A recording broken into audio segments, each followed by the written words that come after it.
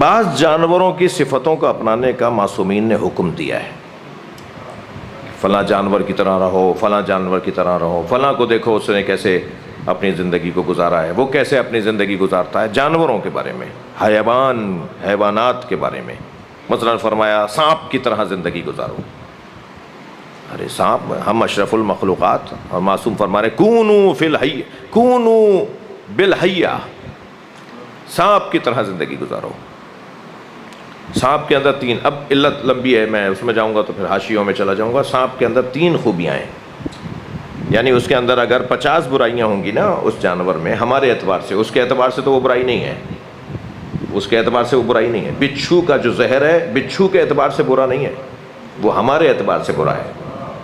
اس کے اعتبار سے تو اس میں کمال ہے، اس میں حسن ہے، اس کا کمال ہے، کیونکہ اس کے اندر ایسا زہر ہے اور ایسے زہر کو وہ منتقل کرتا ہے۔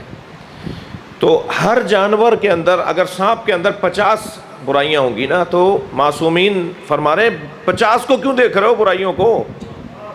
تم اس ایک اچھائی کو دیکھ کر کیوں نہیں زندگی گزارتے ہیں؟ تو جو ابھی میں عرض کر رہا تھا نا کہ صرف اچھائیوں کو دیکھا جائے۔ 3 صفتیں سانپ کے اندر پائی جاتی ہیں، اور اگر معصوم فرما رہے کونو بالحیہ، کونو کلحیہ، معاف کیجیے گا، حدیث ہے کونو کلحیہ، سانپ کی طرح زندگی گزارو۔ ایک صفت تو اس کے اندر یہ ہے کہ اس کا ظاہر بڑا لین ملائم ہوتا ہے، نقش و نگار بھی اس کے، کبھی چلتے پھرتے اگر وہ دیکھ لیں، رپورٹیں دیکھ لیں کہ جو سانپوں کے بارے میں ڈالی گئی ہیں، تو کیا کیا خوبصورت خوبصورت سانپ دنیا میں ہیں۔ ان کا ظاہر بہت اچھا ہوتا ہے۔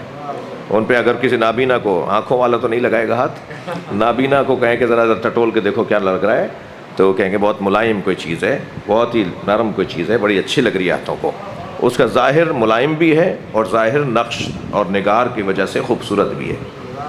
شاید معصوم فرما رہے ہیں کہ اپنا ظاہر اچھا بنا لو، مگر جس کا ظاہر اچھا ہو اور باطن میں زہر ہو اسے منافق کہتے ہیں۔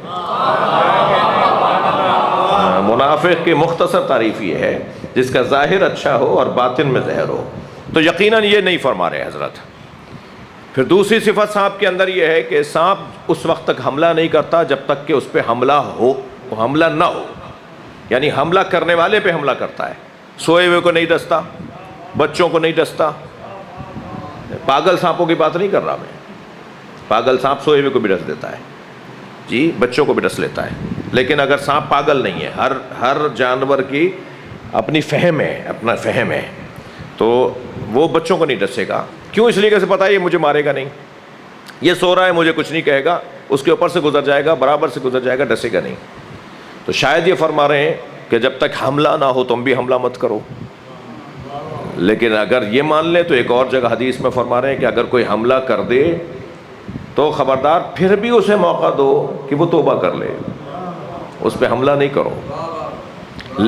یہ شاید یہ والی بات بھی نہیں ہے، کچھ ہے، لیکن یہ شاید یہ والی بات بھی نہیں ہے۔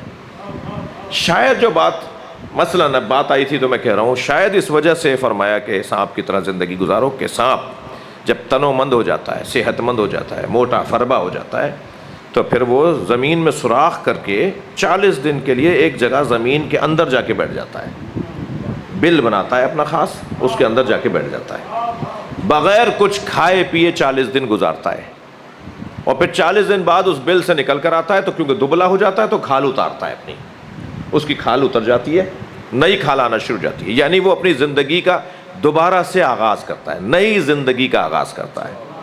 شاید معصوم فرما رہے ہیں کبھی کبھی ایسا بھی کیا کرو کہ تنہائی میں جا کر اپنی زندگی کو ذرا نیا بنا لیا کرو،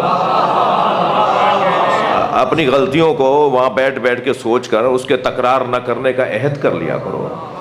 ممکن ہے کہ یہ علت ہو اس کے کہنے۔ اسی طرح آپ نے بھینس کو دیکھا ہوگا، معاف کیجیے گا، بھینس، اس کے آگے آپ گاڑی اپنی لے جا کے لگا دیں، یہ آپ کی گاڑی کو ٹکر نہیں مارے گی، راستہ بدل کے جائے گی، آپ پھر وہاں جا کے کھڑے ہو جائیں پھر راستہ بدلے گی، پھر وہاں کھڑے ہو جائیں راستہ بدلے گی، یہ کبھی آپ کو ٹکر نہیں مارے گی۔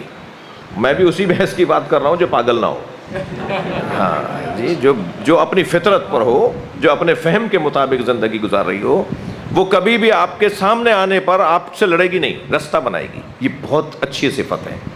اگر کوئی ہمارے کاموں میں رکاوٹ ڈال رہا ہے تو اس سے الجھ کر اپنا وقت کیوں ضائع کر رہے ہو؟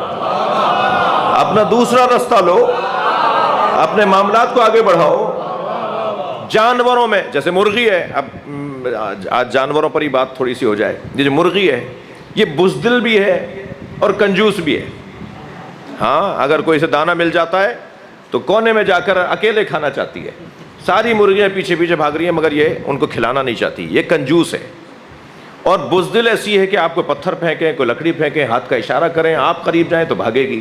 بزدل ہے، بھاگتی ہے، ڈرتی ہے. لیکن جیسے ہی اس کے انڈوں سے چوزے نکلتے ہیں تو پھر یہ شجاع بھی ہو جاتی ہے، ان بچوں کی خاطر چیل کتے بلی سے لڑ جاتی ہے، اور یہ سخی بھی ہو جاتی ہے، بجا بجا کے پہلے انہیں کھلاتی ہے، آوازیں نکالتی ہے خاص طرح کی. وہ بچے دوڑتے ہوئے آتے ہیں، جب کوئی دانہ مل جاتا ہے تو خاص آواز نکالتی ہے جو بچوں کو پتہ ہوتی ہے. اس کے چوزے بھاگ کر آتے ہیں، انہیں کھلاتی ہے، بھوکی رہتی ہے، دوسرے کو کھلاتی ہے.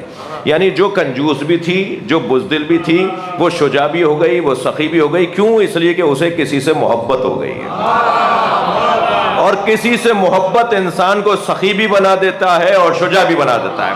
تو بہتر نہیں ہے محبت علی سے ہو